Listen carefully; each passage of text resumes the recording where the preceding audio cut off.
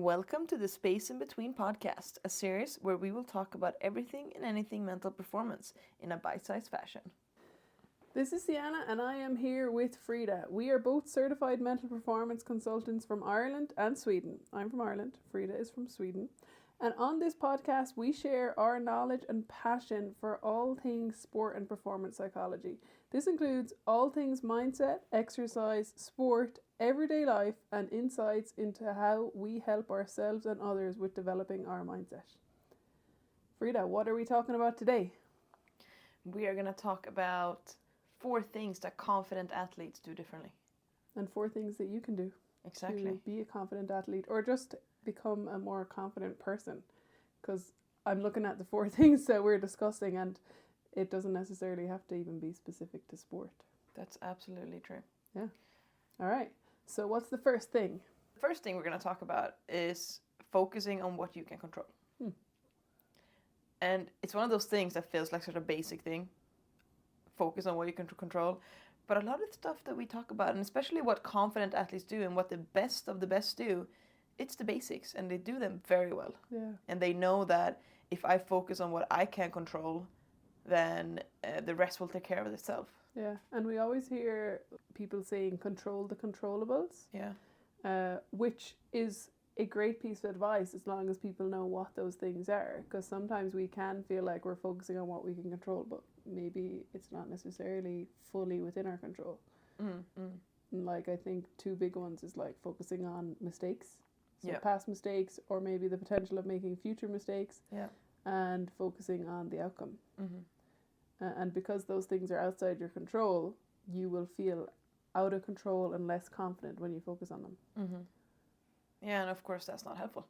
No.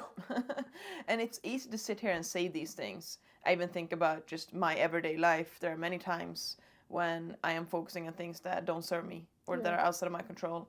We tend to put a lot of energy towards that. Yeah. So I suppose the first step is to realize that, okay, now I'm actually putting energy into things that are not helping me. And then drawing it back to, okay, well, what can I control? What will be helpful for me to focus on right now? And of course that looks different depending on what area of life we're looking at, because like you can apply this to everything, but of course we look at it through an athlete perspective or a sports perspective. So let's say that I'm an athlete going into a performance today. What are some of the things that would be helpful for me to focus on because they're inside my control? Your performance, more specifically what you do to perform well, so actionable steps, so knowing your role, for example, and whatever routine you might have that you get ready with. Those are things that are usually within your control. And then your preparation, your effort, your attitude. Those are things that on any given day you can decide how you want to deal with those. And typically by focusing on those things and doing our best to take care of those things, then we can have a positive influence on some of the things outside our control. Yeah. Again, we don't necessarily know, but by, taking care of all the controllables, then we can influence other things.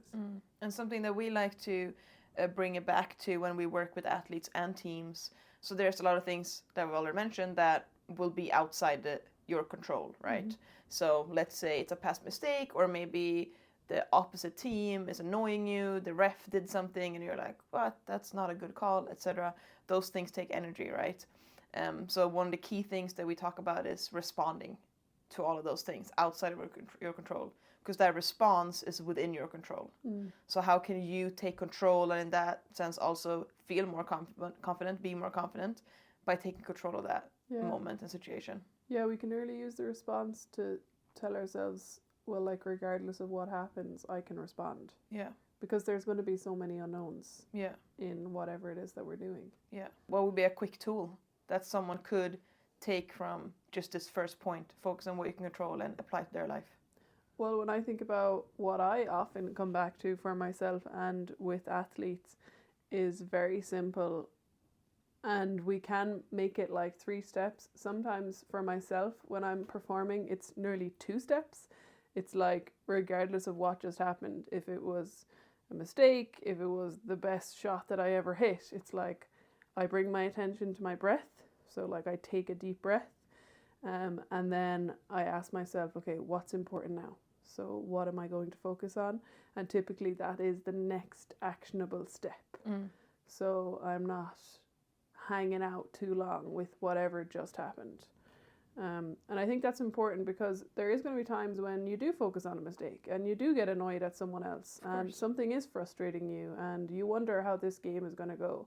That's okay. It's just like, okay, now I'm going to take a deep breath, let that go, and focus on the next thing. A way to regain that control is to, think about those steps that you just talked about. Yeah. And make it small even. Slowly getting back into the game. Yeah, I mean, I'll say to myself, like, move your feet. Yeah. Yeah. And I think, and you kind of made me think about this now, like, making that next thing that we're focusing on something controllable. Yeah. Because sometimes it might be like, okay, I made a mistake. Take a deep breath. Okay, what's important now? Get the ball and score a point. And that's a lot, Whereas it could be like, okay, call for the next ball, So that's something I can definitely do. Yeah. Whereas getting the ball, taking a shot, scoring, like there's many steps involved in that. Of course. So focusing on like the next most simple action you can take. And you'll feel confident because it's like, I know I can do that. Yeah. Rather than, I don't know when the ball will come to me next or what position I'll be in. Is it even a good idea to shoot? Yeah. Yeah. So there's doubt involved there. And what's interesting with this doubt too, usually in these scenarios, right, when we kind of have that choice that, okay, call for the next ball or maybe become a little invincible in the game. From personal experience, if, let's say things... Did you mean to say invincible or invisible? What did I say? You said call for the next ball or become invincible in the game. Yeah, so that people don't see you. Or like you try to disappear. So you meant to say invisible. That's so funny. Okay, what did you say? Sorry. No, I think we should keep going up that. I think it's funny. Okay. Yeah, so what was it that I was trying to say? That you're invisible? Yeah. Invincible. No, you want to say invincible means like, nothing will can stop touch you. Okay. So yeah, it's the opposite of that. But okay, so talking from my own experience, sometimes if things weren't going my way, maybe I was making mistakes and I was struggling to get over those things, I would actively withdraw from the game. Yeah. So I would try to make myself smaller because I don't want to take up space. So with that response and be saying, okay, I'm going to call for the ball. I'm actively going to make this run. I'm deciding to stay active in the game. You are taking control and still trying and working towards getting into the momentum of the game again. And something that I would use a lot as a player when things were not going my way, bringing it back to the basics, I would tell myself, pass white. If I get the ball, pass white. As long as my team has the ball, we're doing something good, okay? And, obviously there are times where you don't always want to just focus on passing white. Like, you want to be aggressive, you want to, offensive, all of those things. But that would be a way for me to be like, okay, we're keeping the ball, pass white. Yeah, like keep it simple. Yeah, exactly. Yeah. Yeah, I like that. And love when I'm invincible. That's going to bring us to our second thing that confident athletes do, or that you can do to become a more confident athlete, and that is to see opportunities either in challenges or within yourself nearly. So like people who are confident, something challenging might happen and they'll look for the opportunity in that rather than like, oh, well, I can't do it now. It's like, okay, how can I get around this? How can I perform anyway? So I have an example of someone that obviously there's many different people, athletes that would talk about this, but something that came to mind when you were saying that is Matt Fraser, CrossFit athlete, very well decorated, did well in his career. Something that he talked about is seeing the silver lining and seeing the opportunity. So he learned, throughout his career that, okay, I'm going through something that's really challenging right now, but I don't know when, but at some point there's going to be some type of reward or opportunity that comes out of this. That might be tomorrow, it might be in a week, it might be in a year, etc. Yeah. And so that can be really hard. Nearly like there's a reason for this. Yeah, there will be something good that comes out of this. And, you know, that really shows see the opportunity. Yeah. And he specifically talked about challenges. And it's obviously in those moments that it can be extra hard to think, okay, well, what is the opportunity? Yeah. Because when we're struggling with something, it can be hard to shift that perspective. Yeah. Something that I actually have thought about now that I had completely forgot about. There was a while in my handball career where I was like struggling to make the breakthrough and like win a senior final in any tournament, really. Like several years of getting to several finals and just not being able to cross the line. So how I would think about that after like 3 years of this, I finally was able to see the opportunity. How I would think about that and how I think about it now is if somebody like gets the better of me and beats me in handball, I'll think, okay, there's a reason that they were able to perform better than me today. Like there was a weakness in my game. So then I'm like, okay, so how can I improve? Like what's an area that will make me a better handball player? So I'm looking for the opportunity to improve rather than being like, oh, I just lost because I wasn't good enough, or which obviously sometimes that's the case, like you just don't perform well.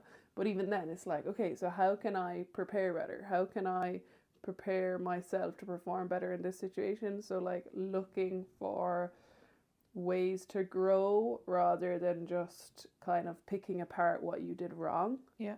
You know, because obviously someone else was able to identify something that so then I want next time I go in the court, like that's not something that they can attack again. Yeah, yeah. You know? Yeah, definitely. And like confident athletes and people they'll do that. Like instead of picking themselves apart, they will reflect on the performance. It's not like a personal thing. No. It's just, okay, this happened, here's what I can do to improve. Yeah. So they're not tearing themselves down, because that's what's going to have a negative impact on confidence. It's just like, okay, here's X, Y, and Z I'm going to do to become even better for next time. And then you can go into the next performance with confidence because you have done X, Y, and Z to improve. Yeah. And, you know, that ties very nicely into the first point again. Focusing on what you can control. Yeah. So when you see that opportunity and this specific example, you're focusing on the areas in your game that you want to improve. Yeah. I think everything we'll talk about will come back That's to true. focus on what you can control. Yeah, you're Because right. like all the podcast episodes probably come back to that. That's true. We can just do a podcast on that and end. Yeah. This is it. This is the key. Yeah, so kind of similar to the first one when we kind of mentioned, well, what's something you can implement right away? And obviously, like seeing the opportunity, especially in challenges or if there's something that we're not happy with, can be difficult. So writing down, you know, what struggle maybe that you're going through or whatever situation you're in, and then answering the question, what's the opportunity here? Yeah. And then trying to come up with, let's say, 3. And this could be used for anything. Let's say you find out at the start of the season that, oh, maybe you're not going to be a starting player. Okay, what's the opportunity here for me? Yeah. So that we're taking control of our own narrative in whatever way that might mean. Yeah. And sometimes it might be hard to see the opportunity, but we always say like there is 3 opportunities in every challenge. Yeah. And I mean, that is going to be a big difference, that if we can flip that perspective and look for that opportunity, then once again, we are starting to take control in a situation that maybe we feel like we're out of control. Yeah.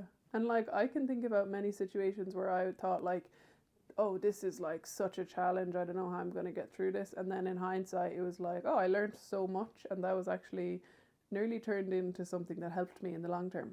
Yeah. You know, but at the time, it's hard to see that. Yeah, yeah. And I mean, that's the thing, isn't it? Yeah. So then if we can ask these questions in the moment of difficulty, hopefully that can aid us. Yeah.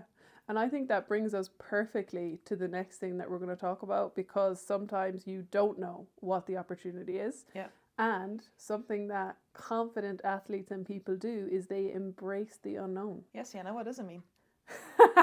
Nicely flipped, Frida. So embracing the unknown is so important to develop in any way, because a lot of the time our ability to grow happens when we're slightly uncomfortable. Yeah. And maybe we don't know how this is going to go.